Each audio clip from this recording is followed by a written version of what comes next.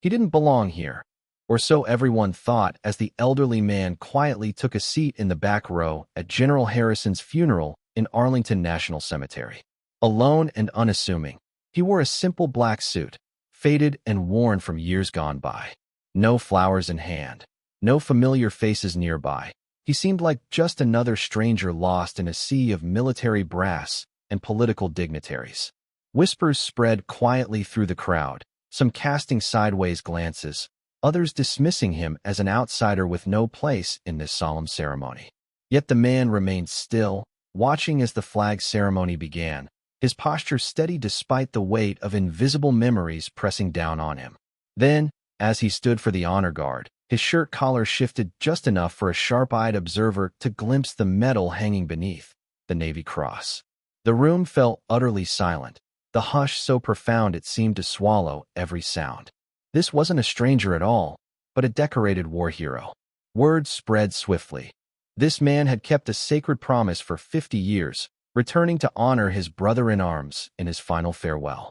In that moment, every eye saw not a stranger, but a legend whose presence made the ceremony whole. Welcome to Echoes of Honor. Before we continue this emotional journey, tell us in the comments from which city in the world are you watching this video today. And if you think stories like this need to be heard, hit that subscribe button to support the channel. We're growing every day, and I sincerely thank you for being a part of it. The chapel at Arlington National Cemetery was filled to capacity for General William Harrison's funeral, representing one of the largest gatherings of military leadership in recent memory. 3 rows of active-duty military leadership occupied the front section, their uniforms bearing the ribbons and stars that told stories of distinguished careers spanning decades of service to the nation. Behind them sat family members, longtime friends, and colleagues who had served alongside the general throughout his 40-year military career that had taken him from a young second lieutenant fresh out of West Point to one of the Army's most respected strategic thinkers and battlefield commanders. Each person present had received a formal invitation through proper military channels, their connection to the general documented and verified through personnel offices and administrative systems that maintained detailed records of professional relationships and service connections. The gathering represented a who's who of American military leadership, with current and former Joint Chiefs of Staff, theater commanders, service secretaries, and distinguished veterans whose collective experience represented centuries of military service and sacrifice. In the very last row, in the corner seat closest to the exit door, sat Thomas Chun. At 74, he moved with the careful deliberation of someone whose body bore the invisible scars of combat and decades of hard labor. Though to casual observers, he simply appeared to be another elderly mourner attending a military funeral. His black suit was clean and properly pressed, but clearly off the rack, purchased years ago from a department store for occasions exactly like this one, when respect demanded formal attire, but limited finances dictated practical choices. He carried no program, no flowers, no visible memento that would connect him to the ceremony taking place before him. His hands, weathered by decades of construction work after leaving the military, rested quietly on his knees as he observed the proceedings with the attention of someone who understood military protocol even if he no longer participated in it regularly.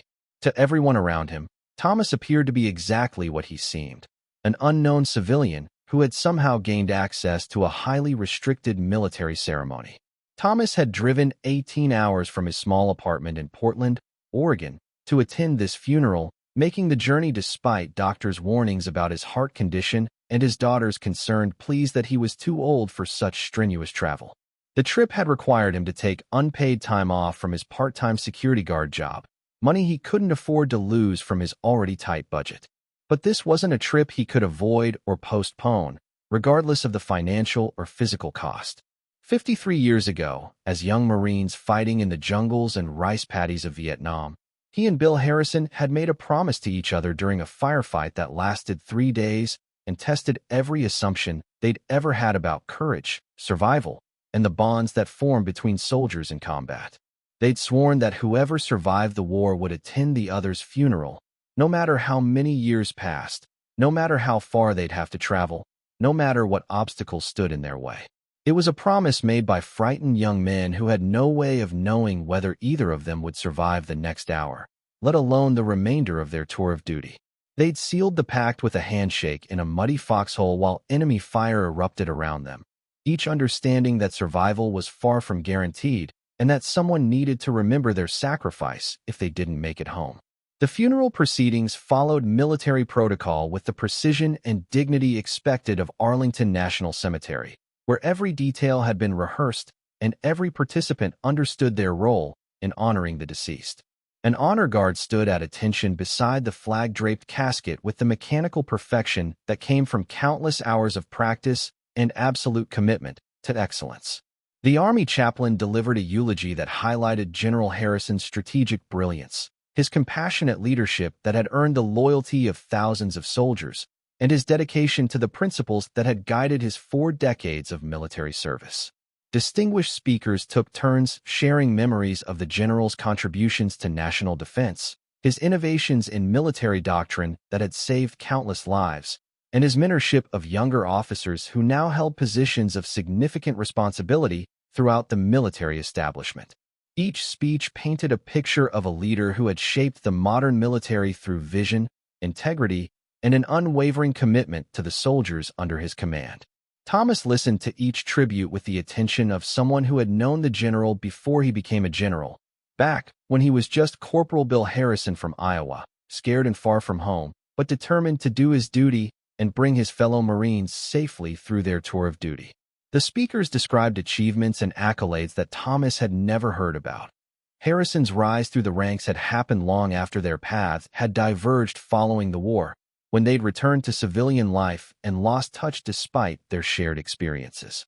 Around him, mourners whispered quietly about the general's distinguished career, his influence on military doctrine and strategic planning, his role in shaping defense policy during critical periods of national security challenges. Thomas felt increasingly out of place among these accomplished people who spoke of the general in terms of strategic thinking and institutional leadership. His memories were simpler and more personal, sharing rations during monsoon rains that seemed to last forever, taking turns on watch during sleepless nights when any sound could signal danger, and the way Bill's hands had shaken during their first combat patrol when they were both terrified teenagers trying to act like seasoned warriors. Mrs. Elizabeth Harrison, the general's widow of 45 years, sat in the front row surrounded by their children and grandchildren, accepting condolences from the stream of dignitaries who approached to pay their respects. During quiet moments in the ceremony, she found herself glancing back at the elderly man in the back row, something about him seeming familiar despite being certain they'd never met.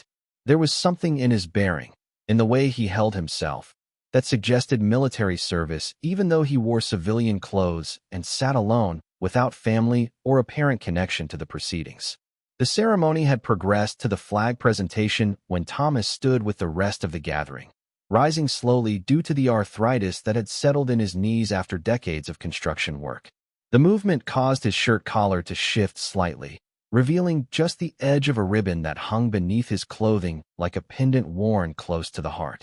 The woman sitting next to him, Colonel Janet Rodriguez's wife, caught a glimpse of distinctive blue and white stripes and gasped audibly, her hand moving to her husband's arm in an urgent gesture. She leaned toward her husband and whispered with the kind of intensity that suggested she'd seen something significant.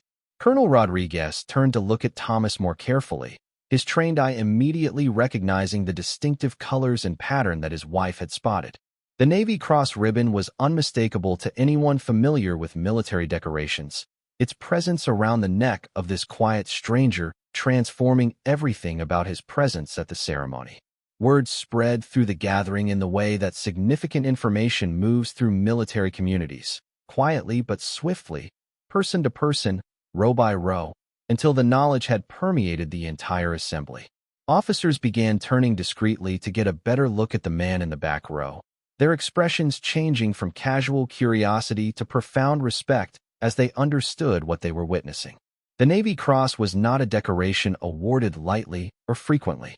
It represented extraordinary heroism in combat, actions that went far beyond the call of duty and demonstrated courage under fire that few people could imagine, let alone display, when the moment of testing arrived. Its presence suggested that this apparent stranger was anything but ordinary, that his quiet demeanor and unremarkable appearance concealed a history of service and sacrifice that commanded the highest respect from anyone who understood the significance of military decorations. The medal represented actions taken in combat situations where courage meant the difference between life and death, where split-second decisions under extreme pressure had consequences that rippled through time. Colonel David Martinez, who had served as one of General Harrison's staff officers during the latter part of the general's career, felt compelled to investigate the presence of such a distinguished veteran at his former commander's funeral. During a quiet moment in the ceremony, he made his way to the back row and took an empty seat beside Thomas, his approach respectful but driven by the kind of curiosity that came from understanding the rarity and significance of the Navy Cross. "Excuse me, sir," Colonel Martinez whispered discreetly, his voice carrying the tone of professional respect that military officers used when addressing decorated veterans. "I'm Colonel Martinez. I served with General Harrison during his final assignment. I couldn't help but notice your decoration, and I was wondering if I might ask about your connection to the general?" Thomas looked at the colonel with tired eyes that had seen too much violence and carried too many memories of friends who hadn't made it home. His voice, when he spoke, was quiet and measured, carrying the understated dignity that marked combat veterans who had learned to live with experiences that most people couldn't comprehend. "We served together in Vietnam. Long time ago, when we were both young and foolish enough to think we were invincible." "What unit, sir, if you don't mind me asking?" 3rd Battalion, 9th Marines.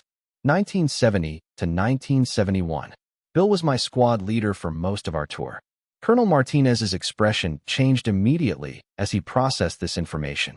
He'd studied General Harrison's service record extensively during his time as the general's aide, and he knew that the general rarely spoke about his time as a young Marine in Vietnam. The few references in official records suggested that period had been particularly difficult, marked by heavy casualties, intense combat, and the kind of experiences that shaped men forever but were rarely discussed in polite company. "Sir," the colonel continued carefully, understanding that he was treading on sensitive ground, "may I ask your name?" "Thomas Chun, Staff Sergeant, retired." The name meant nothing to Colonel Martinez initially, but the rank and time frame aligned perfectly with what he knew about the general's early service. More importantly, the quiet dignity with which this man carried himself, combined with the presence of the Navy Cross, suggested someone who had earned the right to be present at this ceremony regardless of his apparent lack of official invitation or obvious connection to the contemporary military establishment.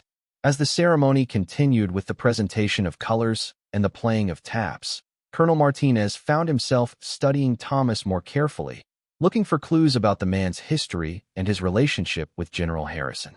The man's bearing, despite his age and civilian clothes, suggested extensive military training that had become so ingrained it was now part of his basic character. His attention to the proceedings was that of someone who understood military protocol from the inside, who had participated in similar ceremonies countless times rather than simply observing them as a civilian spectator. Most tellingly, when the honor guard performed the flag-folding ceremony with their precise, ritualistic movements, Thomas's hands moved slightly in unconscious mimicry of the motions. The muscle memory of someone who had participated in similar ceremonies countless times, who had folded flags for fallen comrades and understood the sacred significance of each fold and each movement in the ancient ritual. When the formal proceedings concluded and mourners began moving toward the reception area, where family members would receive condolences and share memories of the general's life, Colonel Martinez made a decision that would change how everyone understood the day's significance and the true meaning of military brotherhood.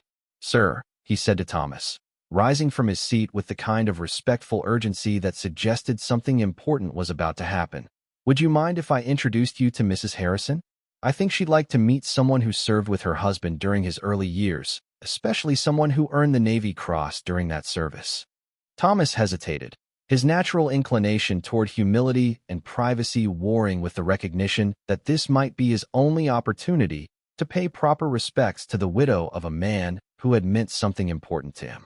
"I don't want to intrude on family grief. I just came to fulfill a promise and pay my respects." But Colonel Martinez was already guiding him toward the front of the chapel, where Mrs. Harrison was receiving condolences from the formal receiving line of distinguished guests and military dignitaries. When they approached, the colonel asked for a private moment and quietly explained who Thomas was, what the colonel had observed about his decorations, and the significance of his presence at the funeral. Mrs. Harrison's reaction was immediate and deeply emotional, her composed demeanor giving way to surprise and recognition that suggested this meeting had significance beyond what anyone could have anticipated. "Thomas Chun," she said, her voice breaking slightly with emotion. "Oh my God, you're real. Bill talked about you for 50 years. Thomas looked genuinely surprised, his weathered face showing confusion at the idea that anyone would have remembered him after so many decades. "Ma'am, I'm not sure what you mean.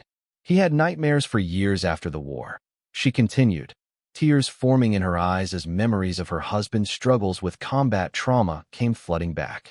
"He used to wake up calling your name, reliving something that happened over there. He said you saved his life in Vietnam, but he never knew what happened to you afterward.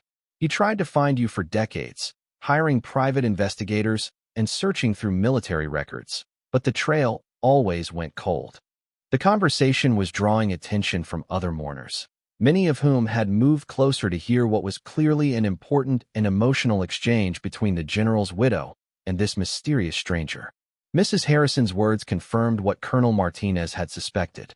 This quiet man was connected to a part of General Harrison's life that had shaped everything that came afterward, a formative experience that had influenced the general's character and leadership style throughout his distinguished career. "What happened over there?" Mrs. Harrison asked gently, her voice carrying the mixture of curiosity and concern that characterized family members who had lived with the aftermath of combat trauma. "Bill never talked about the details of what you did, but I know it changed him forever. He said it taught him what real courage looked like." Thomas looked uncomfortable with the attention and the emotional intensity of the moment, but he understood that he owed this woman an explanation about events that had shaped her husband's life and career. "We were pinned down for 3 days during the Tet Offensive. Bill was wounded pretty bad during the second day, took shrapnel in his leg and shoulder. I managed to get him to a landing zone where a helicopter could extract him, but it meant carrying him through about 2 miles of territory that was crawling with enemy forces. It wasn't anything special, just what we were trained to do for each other."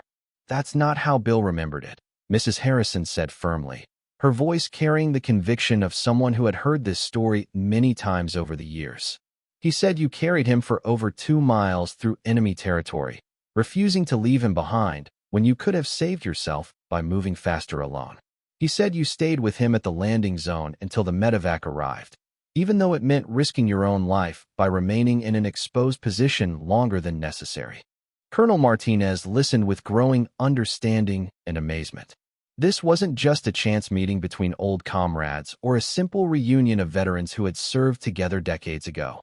This was the coming together of 2 men whose lives had been forever connected by shared trauma, mutual sacrifice, and the kind of bond that forms between soldiers who face death together and emerge changed by the experience. "Sir," Colonel Martinez said to Thomas, his voice carrying newfound respect and recognition, "may I ask about your Navy Cross? Was it awarded for the same action you just described?" "Yes," Thomas replied quietly, his natural modesty preventing him from elaborating on the significance of his decoration.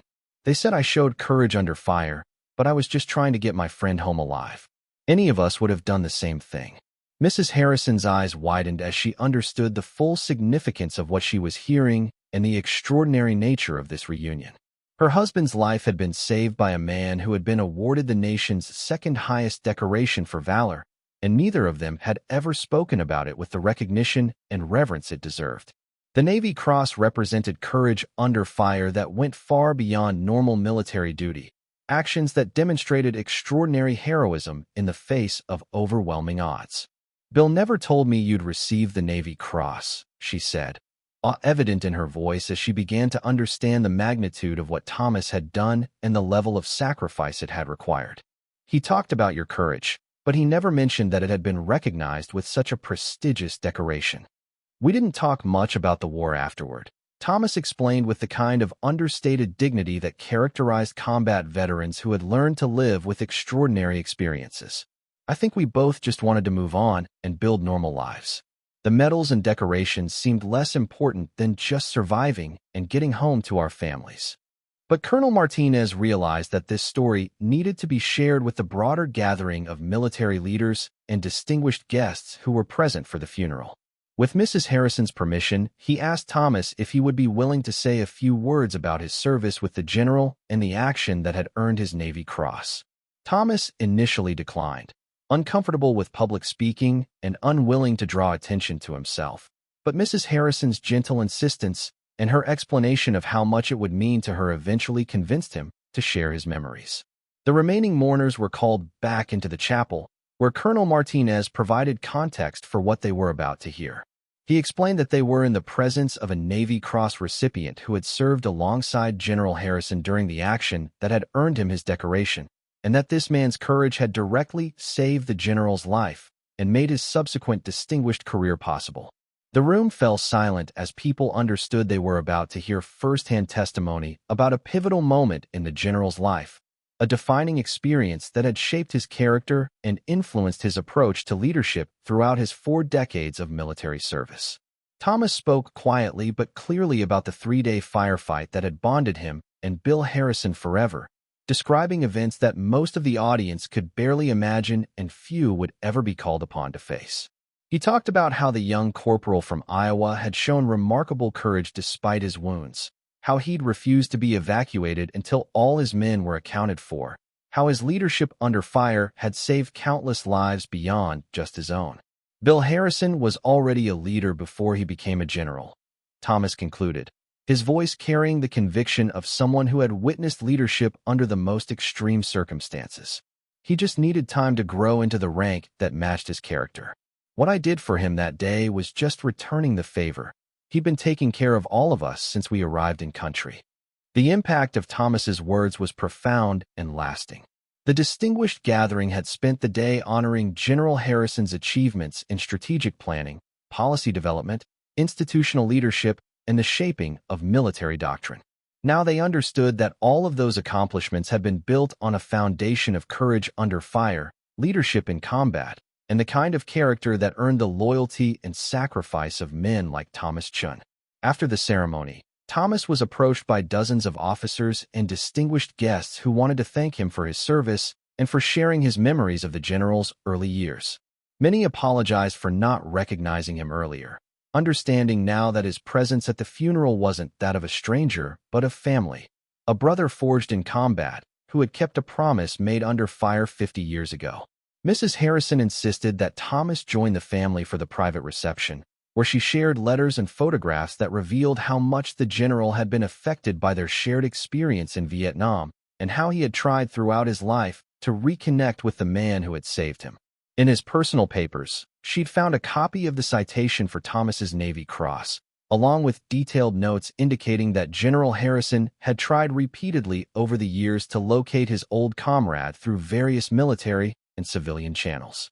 "He never forgot you," Mrs. Harrison told Thomas as the day drew to a close, her voice carrying the weight of decades of memories and the relief of finally being able to deliver a message her husband had wanted to share.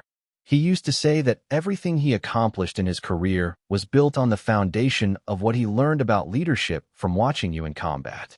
You taught him that leadership isn't about rank or position. It's about taking care of the people who depend on you. Thomas looked genuinely surprised by this revelation, his humility preventing him from understanding how his actions had influenced the general's subsequent career. "I wasn't trying to teach anything. I was just a sergeant trying to take care of his Marines and get everyone home alive." "That's exactly what made you a leader," she replied with the wisdom of someone who had spent decades married to a military officer. "And that's what Bill learned from you, that the best leadership comes from people who don't think of themselves as leaders, who just do what needs to be done because it's right."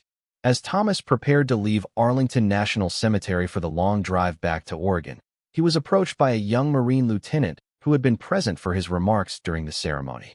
"Sir," the lieutenant said with the kind of respect that transcended rank and age, "I want you to know that your story about General Harrison is going to become part of our leadership training curriculum. Future Marines need to hear about the kind of courage and loyalty that built his career and shaped his character." Thomas smiled for the first time that day, understanding that his promise to his old friend had been fulfilled in ways he never could have imagined. Just remember that Bill Harrison was special long before he became a general. Some people are born with the character to lead. They just need the right circumstances to show it and the right people around them to help them grow.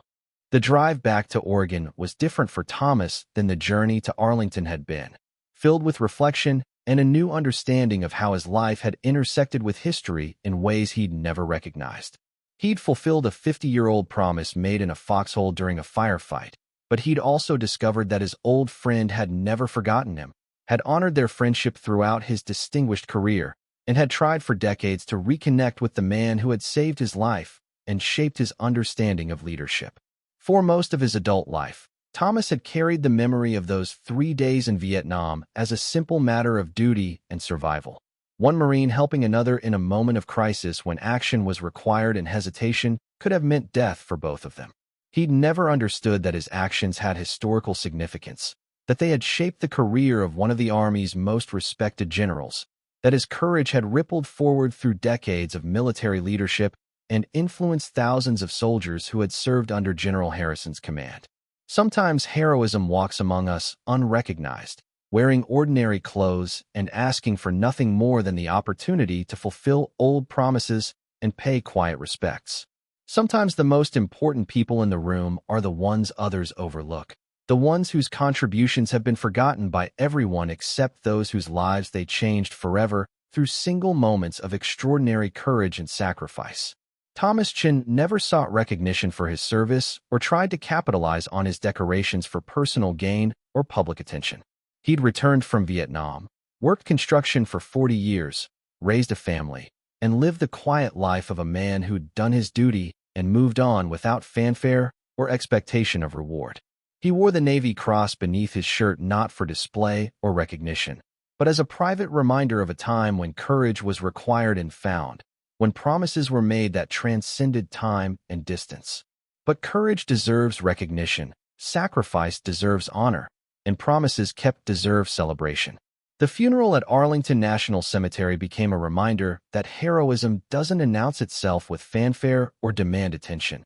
It sits quietly in the back row, wearing whatever it can afford, asking for nothing but deserving everything we can give in return. This story was brought to you by Echoes of Honor. Before we leave you today, here's our question. Have you ever known someone who never asked for recognition but deserved more than anyone else? Maybe someone whose quiet sacrifice went unnoticed, whose courage was forgotten by everyone except those they helped. Tell us in the comments what they meant to you and how you remember them. And if you think stories like this need to be heard, hit that subscribe button to support the channel. We'll see you in the next one.